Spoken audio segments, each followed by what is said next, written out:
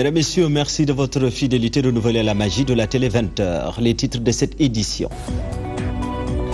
Le single de Kergui contre les agissements du pouvoir en place continue de susciter de vives réactions dans le camp de la majorité. Les socialistes version Tanor traitent ces rapports d'ignorants et fustistes qu'ils qualifient de manque de respect à une institution. L'économie sénégalaise se porte à merveille, rassure le ministère de l'économie et des finances. Le directeur de l'administration de ce département informe que l'inflation est bien maîtrisée et la croissance se poursuit de plus belle. L'attitude de la nouvelle génération décriée par des Sénégalais. Ils confient que la démission parentale est flagrante. Le dialogue et la sensibilisation peuvent-ils éviter les dérapages? La réponse dans ce 20h. Les populations de Nindi crient à la discrimination.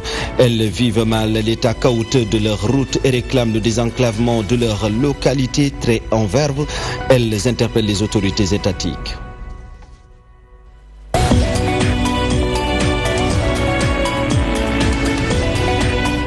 Mesdames, Messieurs, bonsoir et bienvenue si vous nous rejoignez sur la DTV. Karim Séga Diouf n'est plus l'ancien sélectionneur de l'équipe nationale du Sénégal. A rendu l'âme ce dimanche. Le technicien qui avait quitté ses fonctions depuis longtemps était en convalescence. À noter que Séga Diouf avait qualifié pour la première fois l'équipe nationale espoir de football du Sénégal aux Jeux Olympiques de 2012. Le football sénégalais perd l'un de ses plus grands tacticiens. Par ma voix, le groupe Excaf Télécom présente ses condoléances à la famille éplorée. La situation politique actuelle annonce déjà une élection présidentielle palpitante. La tension devient de plus en plus intense. Une situation qui inquiète au plus haut niveau des citoyens qui pensent déjà à une élection perturbée. Pour eux, il est plus préférable de trouver un consensus entre candidats afin d'éviter les tiraillements. Aidan Benyas. À moins de 2 mois de l'élection présidentielle, la tension est notée d'un cran sur le plan politique. La violence notée entre autres tiraillements augure des lendemains très difficiles pour ce qui concerne la quiétude et la stabilité sociale, selon ce citoyen. Déjà, on n'est pas d'accord sur le fichier électoral. En plus, l'opposition continue de récuser le ministre de l'Intérieur Aly Ngouille Ndiaye. Pour l'opposition, Aly Ngouille Ndiaye ne doit pas organiser les élections parce qu'il ne peut pas être juge et parti. Alors tous ces paramètres font que la situation politique au Sénégal est très tendue et ça peut mener le pays vers des troubles très graves. Face à cette situation critique, Amadou Tidiane Gueye pense que les responsabilités sont partagées. À chaque fois qu'il y a des élections, on voit cette violence qui existe avant les élections. Donc tout le monde est concerné, quoi. Nous aussi, les populations, donc les Sénégalais, nous avons notre part de responsabilité aussi. Donc ne pas suivre les politiciens dans leur jeu, essayer quand même d'être conscients que nous sommes aussi les gardiens. Donc cette paix qui existe au Sénégal aussi, nous sommes responsables en quelque sorte. Donc ne pas suivre ce que font ces politiciens-là en quelque sorte. Pour que la paix règne avant et après les élections, il est nécessaire que le président de la République réunisse l'opposition autour d'un débat. La solution doit émaner directement du président de la République parce que c'est la première institution du pays. C'est à lui d'ouvrir ses portes à l'opposition, c'est à lui de dialoguer. Il est le président de la République de tous les Sénégalais. Il est le chef de l'État. Il doit avoir un esprit de dépassement et de hauteur. En quoi faisant? En invitant l'opposition au palais de la République, discuter avec toute l'opposition dite significative sénégalaise. C'est ça, c'est la seule solution qui puisse nous mener vers des élections apaisées.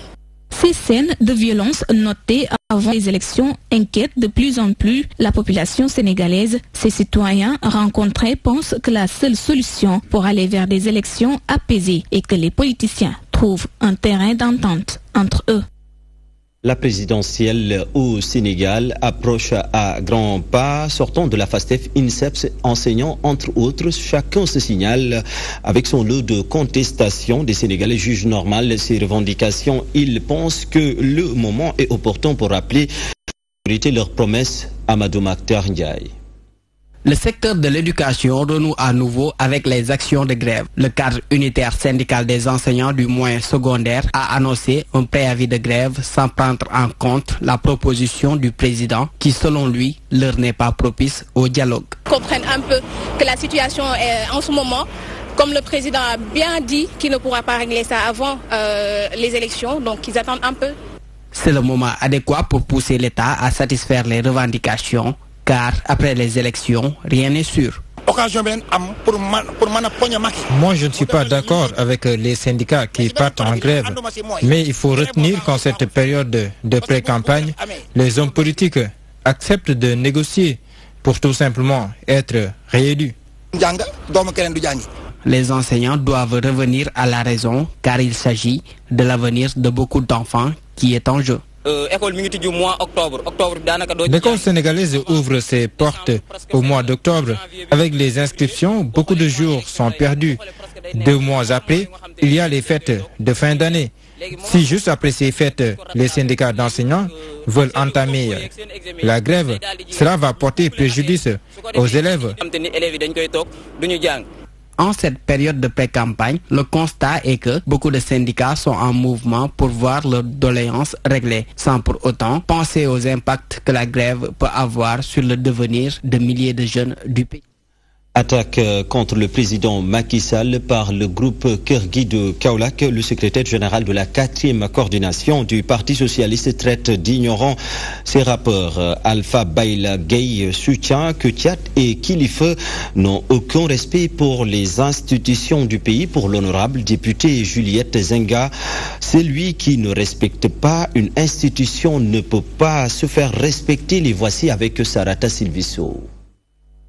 Aujourd'hui, on est en train de faire une journée d'excellence. C'est pour les jeunes, ceux qui font l'exemple.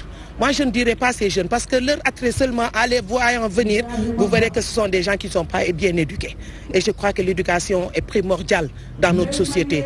Et tous les pays qui sont aux alentours du Sénégal nous envient, parce que nous avons une bonne éducation, nous avons une culture. Et notre culture, ce n'est pas ce qu'ils veulent nous montrer. Nous, on se refuse d'avoir des jeunes, d'avoir nos enfants et qui se comportent de la sorte. Nous, on dit non. Nous ne nous reconnaissons pas, en tout cas, dans ces dérapages verbal qui, pour moi, n'honorent pas, en fait, les auteurs. Nous pensons que nous pouvons être contre le pouvoir, avoir des positions de rupture et les exprimer de la manière la plus ferme et de la manière la plus correcte possible. Et c'est d'ailleurs la posture de notre secrétaire général. Donc vous comprendrez aisément qu'on ne peut pas être autre chose que ça. Vous savez, moi je suis un partisan de l'indépendance des pouvoirs. C'est pas à moi de demander au procureur, malheureusement, de s'autosaisir. La justice a son rythme, a son tempérament, a sa philosophie. Si le procureur estime qu'il doit s'autosaisir, quelques questions que ce soit, parce qu'à partir du moment où la faute est établie, je vois que le procureur a la latitude de le faire. Mais ce qu'il faut éviter, c'est toujours d'en rajouter, parce que après ça devient un peu difficile de gérer. L'économie sénégalaise se porte à merveille. Assurance du directeur de l'administration et du personnel du ministère de l'économie, des finances et du plan. Mohamedou Mustafa Fall soutient que le pays est sur la bonne voie. Il a tenu ses propos à l'occasion de la 3e édition de la randonnée pédestre du ministère de l'économie. Notre reporter Penda Badji a pris part à cette randonnée.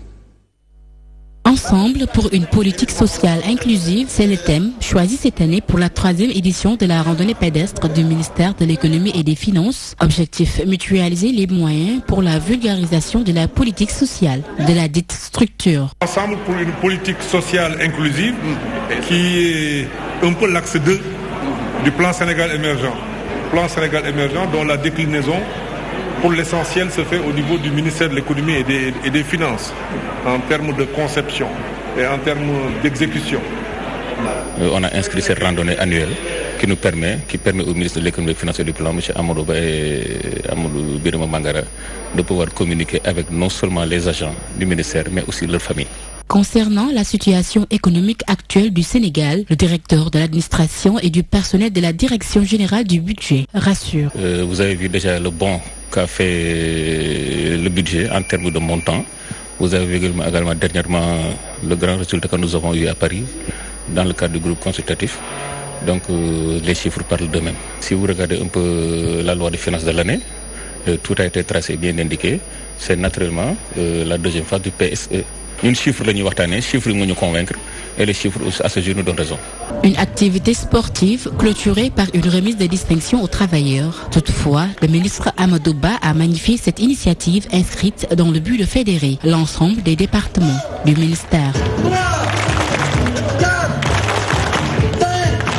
Direction Nindi, une commune nichée à quelques kilomètres de Diourbel. Les populations déplorent l'enclavement de leur localité et le manque d'infrastructures. El Hadji Sek Silla, porte-parole du jour, interpelle le président de la République du Sénégal.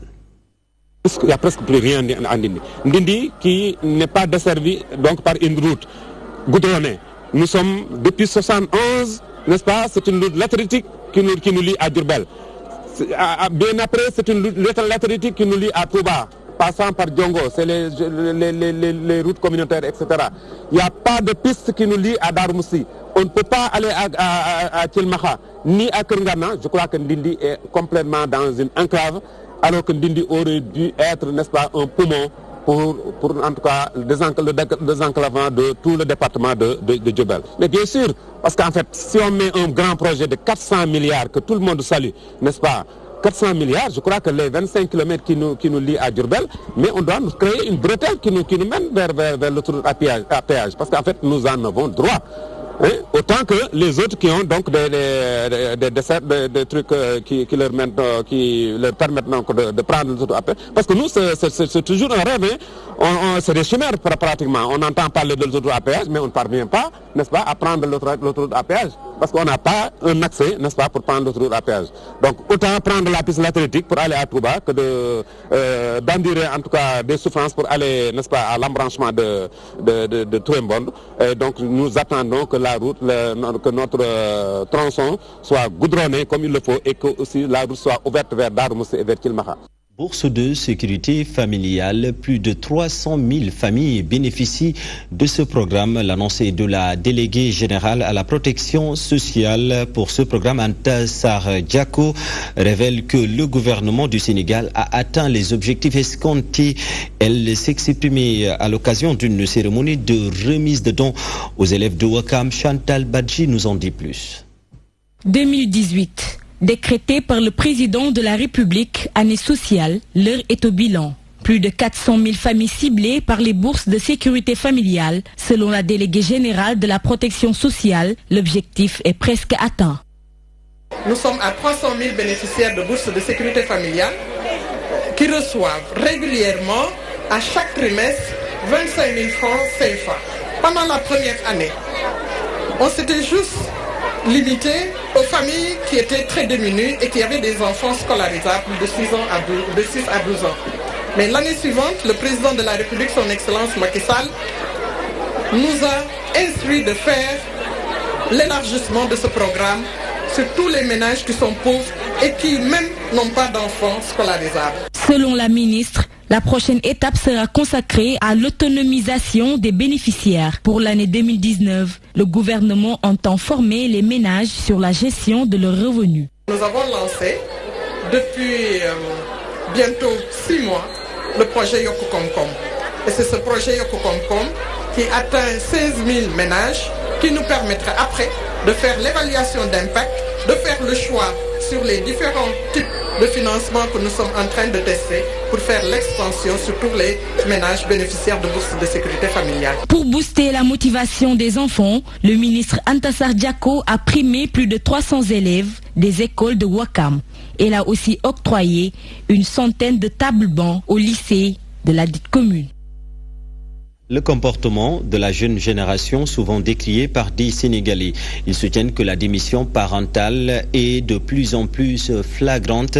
Selon eux, cette situation peut facilement conduire à une crise des valeurs. Une invite est lancée afin de changer la donne. Safiatou Koli de Portage. Le jom, le foule, le kersa, des valeurs qui régissaient la société sénégalaise, mais actuellement méconnues de la nouvelle génération. La seule explication pour ce professeur en audiovisuel se trouve dans le développement des TIC et l'influence européenne. On n'a pas su préserver notre culture aussi. Pourquoi? Parce qu'une forte influence occidentale était là, et ce qu'elle a surtout favorisé, c'était les images. Donc, si maintenant le laisser-aller s'est établi et que personne ne dit rien, mais bonjour les dégâts. Le plus souvent, ce sont les parents qui sont accusés dans le mauvais comportement des jeunes, mais pour ce religieux, il faut remonter au plus haut niveau. Dans un pays, si les autorités étatiques et religieuses ne respectent plus rien, ce pays ne peut pas fonctionner comme il le faut. Ils sont les seuls responsables de tous ces dérives. La déperdition chez les jeunes est inqualifiable pour cette mère de famille. Elle estime que les jeunes filles doivent revoir leur conduite. Les jeunes filles sont inconscientes. Elles doivent donner le bon exemple. Le phénomène prend de l'ampleur et si jamais des mesures ne sont pas prises, la société sénégalaise risque de tomber dans un gouffre. Nous savons qu'aujourd'hui, ces jeunes filles et ces jeunes garçons sont en train de prendre un comportement qui, demain, va saborder totalement la société sénégalaise. Quand les enfants vont jusqu'à louer des appartements pour s'y retrouver à certaines occasions, pour fêter une sorte d'ascension. Au cinéma, on dit climax, c'est-à-dire le sommet. Si on arrive là-bas et que rien n'est fait, la société sénégalaise va basculer dans un chaos total. Incroyable mais vrai, la nouvelle génération n'a plus de repères. Beaucoup de jeunes versent dans des pratiques obscènes qui n'honorent pas du tout.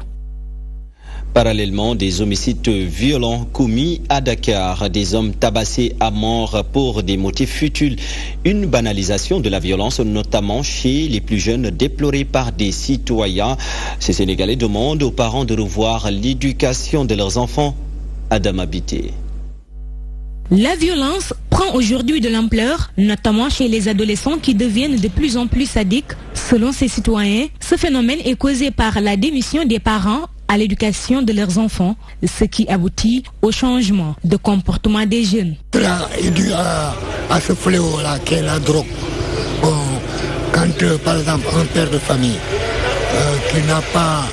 qui n'est pas en mesure de mettre la main sur sa famille, c'est-à-dire de les éduquer comme il se doit, hein, alors ils font des débordements et ça aboutit à des crimes.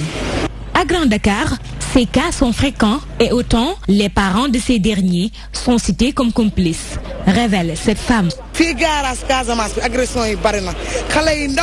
Ici au garage de Casamance, il y a trop d'agressions et ce sont des adolescents qui n'ont même pas 15 ans. Il y a trop de laisser aller. Les parents n'éduquent plus. Par contre, ils sont complices.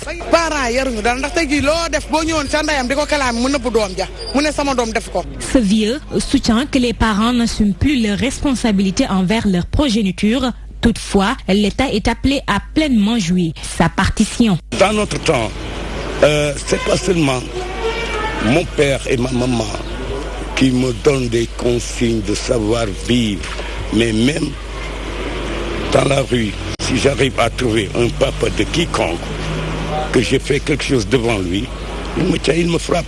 Mais aujourd'hui, le maître de la classe n'ose pas frapper ton fils ou bien ta fille, hein, tu peux lui porter plainte. Donc, qui donne un peu de pouvoir à l'enfant. Même son de cloche chez Amadou qui affirme que c'est l'échec total des parents. Échec la ci parents yi la. Parent bi yo bo mëne jur doom nga war ko mëna topato. Sudul lolu nga baña jur. Ainsi, ces citoyens rejettent la faute aux parents. Néanmoins, l'État doit renforcer les mesures de sécurité pour éradiquer ce fléau. Sendiakhas, le cocktail citoyen intitulé de l'ouvrage d'un groupe de jeunes porteurs de voix. Les auteurs passent en revue les tares qui entravent l'évolution du continent à quelques jours de la présidentielle de 2019 au Sénégal. Ils appellent les candidats à plus de responsabilités. Les voici. Nous sommes jeunes, nous sommes des citoyens sénégalais et nous pensons que réellement nous devons participer à l'émergence d'une citoyenneté nouvelle. C'est ce qui nous a poussé, des amis et moi, à réfléchir sur comment mettre en évidence, mettre en relief cette réflexion. Et de fil en aiguille, on a choisi des profils. On s'était dit qu'il fallait que l'on écrive quelque chose qui va heurter la sensibilité des citoyens sénégalais pour que le Sénégal puisse avancer. Nous avons parlé des secteurs qui intéressent toute société, parmi lesquels la politique, l'économie, la presse, la culture, la sécurité, les relations internationales. Juste pour vous dire que dans cet ouvrage, il y a du tout, comme le titre Sendiaras. Comme un Sénégal meilleur, un Sénégal différent de ce que nous avons, il faudrait que les candidats prennent cela en charge. En résumé, moi j'ai rédigé 2 articles dans l'ouvrage collectif. Le premier porte sur la diplomatie et je l'ai intitulé Vol SN 2019 pour un Sénégal fort et dynamique à l'extérieur. Juste pour revenir un peu sur les atouts de notre pays, les acquis qui ont été amassés depuis les indépendances, mais surtout sur les défis à relever et les améliorations qui doivent être apportées à la politique étrangère, à la politique extérieure de notre pays. Célébration, mariage collectif à Yoff, une tradition de la communauté layène. Elle contribue à faciliter le mariage et à bannir l'interdiction d'union entre personnes issues de castes différentes pour cette année. Notez bien, 166 mariages ont été scellés à Djarendiaï pour plus de détails. 166 mariages scellés pour cette année par les Layennes. 34 de plus par rapport à l'année dernière. Une coutume qui continue d'être perpétuée grâce à la bénédiction du mardi. Depuis 1883, que les mariages se faisaient à la naissance, mais également de manière collective comme on l'a vu aujourd'hui. Mais ça s'est perpétué avec le premier calife, Seydina Issa Rouhou Laye, qui lui a succédé à partir de 1909 jusqu'à 1949. Et après lui, son frère cadet, Seydina Mandione, qui a également dirigé cette communauté pendant 22 ans jusqu'en 1971, mais qui a également perpétué la même pratique. L'importance est de permettre aux jeunes hommes et femmes de vivre leur amour dans le mariage. C'est simplement pour se conformer aux recommandations de Seydina Limamou Mahdi alayhi salatu wassalam, qui a dit que j'ai été au paradis, mais je n'ai pas vu là-bas une femme non mariée. Et donc, il a demandé à ce que les mariages soient célébrés le jour même du baptême, notamment donc le jour du baptême au 7e jour. Et comme il y a des cas où ces filles devenues juvéniles n'acceptent peut-être pas le mariage, ou le garçon, soit l'un ou l'autre, et de ce point de vue, on donne la fille en mariage à quelqu'un d'autre. Les organisateurs précisent que ces mariages sont scellés avec le consentement des 2 familles concernées. Il n'y a aucunement un caractère de forçage, il n'y a pas de mariage forcé. C'est avec l'assentiment, le consentement des conjoints de part et d'autre, mais également la validation ou l'approbation des parents des 2 côtés, avant que maintenant les organisateurs puissent finaliser, sceller ces mariages. D'ailleurs, Sénissène, venu donner sa sœur en mariage, en est une parfaite illustration. Ceux qui voulaient notre sœur en mariage font partie de la famille Layène. Ils nous ont demandé de sceller le mariage en ce jour et nous n'avons pas vu d'inconvénient à cela puisque c'est un jour béni. Nous avons entendu parler de ces mariages collectifs dans les médias, mais aujourd'hui, nous avons la confirmation que cela se fait comme dans les mosquées.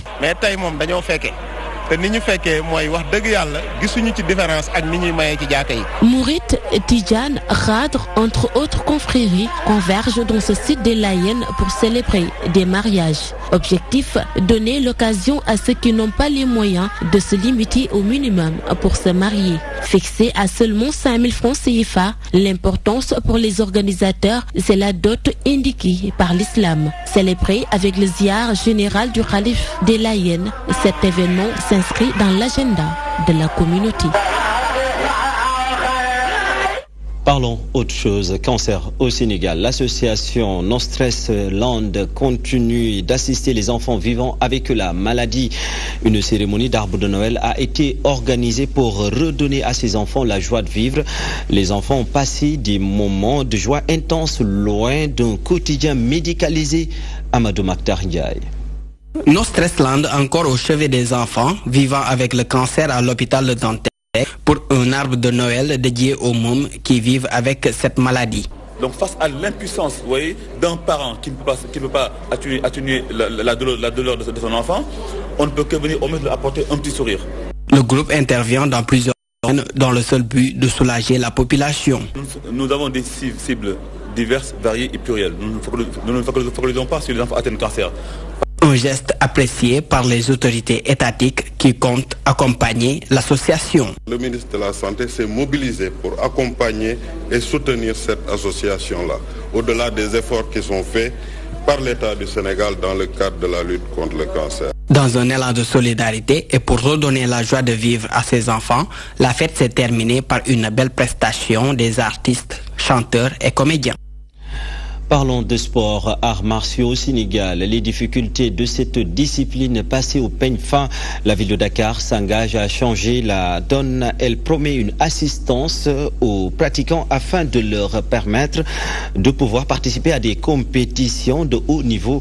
En ce sens, la mairesse de Dakar s'active à rendre la capitale propre avant la tenue des Olympiques de 2022 prévus au Sénégal.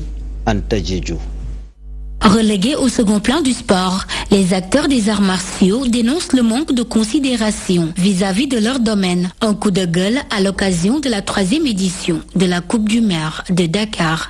Satisfait, c'est satisfait, c'est ça. Hein? Mais le bilan est satisfait parce qu'il y avait toutes les disciplines. Il y a le judo, il y a le viet vodao, il y a le kung fu et le jutsu. C'est ça, ce sont les maires des arts martiaux. Et la situation des arts martiaux, vous le connaissez, parce qu'actuellement, nous sommes la discipline la plus pauvre, mais du Sénégal. Parce que bon, actuellement, nous sommes plus de médaillés. Parce qu'on a des champions d'Afrique et des champions du monde. Tout ça, mais on n'a pas d'appui de l'État sur les arts martiaux. C'est ça notre problème. Hein? Des inquiétudes alors que le Sénégal s'apprête à organiser les Jeux Olympiques en 2022. Du scepticisme, certes, chez les arts martiaux, mais la ville de Dakar est optimiste par rapport à l'organisation des Jeux Olympiques. C'était une très belle manifestation. Nous avons assisté à des compétitions de haute qualité parce que nous avons eu à voir des champions d'Afrique, vous l'avez dit vous-même, des vice-champions d'Afrique, mais aussi nous avons vu des jeunes très engagés, très déterminés dans les différents combats que nous avons vus. Dakar 2022, c'est maintenant et qu'il faut commencer dès à présent à préparer cette grande manifestation qui va recevoir le monde entier. Cette réussite-là, elle va d'abord commencer par la mobilisation de tous, mais aussi par la propreté. Et ça, il faut que j'en profite pour le dire encore. Nettoyer Dakar, faire de Dakar une ville propre pour recevoir nos hôtes étrangers, ça c'est notre premier axe. Pour cette édition 2019 de la Coupe du Maire de Dakar, 5 disciplines ont été représentées. La Fédération sénégalaise du karaté et du judo demande un appui financier. Sport à la Médina de Dakar, les anciens de ce quartier donnent le bon exemple. Ils ont initié ce week-end une randonnée pédestre pour raffermir les liens qui existent entre habitants de ce quartier, mais aussi et surtout sensibiliser les jeunes sur les bienfaits du sport. L'ancien athlète et vice-champion olympique du Sénégal, Amadou Diaba, est avec Aïdan Benyas. On a eu beaucoup de participants, comme vous l'avez vu, tous les ASC de la Médina ont répondu président. Et la randonnée, il y a les femmes de la CATB qui ont fait cette randonnée. Et il y a les athlètes de la Ligue d'athlétisme aussi qui ont participé. Donc on a attendu à peu près à 600 à 700 personnes qui ont couru, plus les femmes, donc à peu près 1000 personnes. Donc dans la Médina, sillonner les rues de la Médina, communier avec la population de la Médina, donc avec ce cross et cette randonnée, c'était plutôt pour pouvoir les communier et pour